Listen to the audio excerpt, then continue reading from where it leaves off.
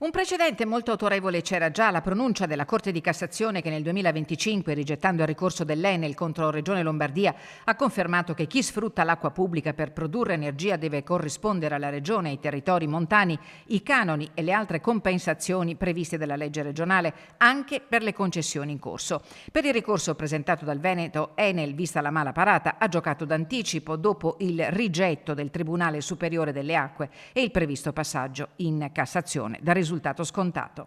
Parliamo di 99 milioni, sappiamo che c'è stata una legge regionale del 2020 che dice che parte di questi 99 milioni andranno alla provincia di Belluno, parliamo dell'entità dei canoni. Un'altra parte invece, che è legata alla monetizzazione, è stabilita da una DGR e ovviamente queste risorse andranno in servizi sociali, sanitari e servizi di spesa corrente, quindi sono risorse fondamentali per i nostri territori. Si apre una nuova fase per l'idroelettrico veneto, dichiarano all'unisono da Palazzo Balbi il presidente Stefani e gli assessori Bitonci e Bond, impegnati a garantire un percorso di autonomia energetica del territorio.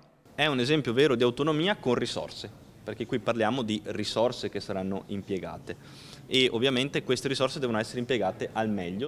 Per ora si guarda al territorio dei 99 milioni di euro incassati, dovuti, non regalati. Una parte consistente, 44 milioni, sarà nella disponibilità diretta del bellunese, che ha 25 centrali su 34 presenti in Veneto.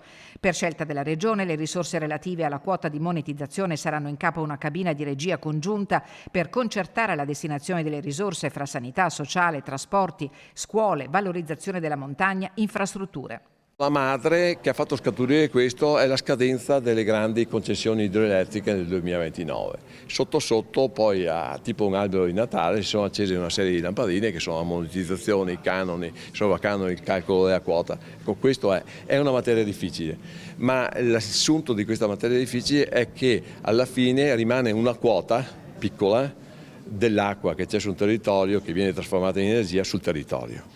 Ma la vera partita sull'idroelettrico si gioca ora, in attesa della scadenza delle grandi concessioni nel 2029. La Regione sta lavorando per la costituzione della società che gestirà acqua e energia e ha affidato l'analisi delle soluzioni a un tavolo tecnico. Il PD regionale oggi chiede che le risorse di Enel destinate a Belluno vengano capitalizzate in vista della costituzione della società e che nella quota pubblica di questa stessa entità il ruolo della provincia di Belluno dovrà essere determinante.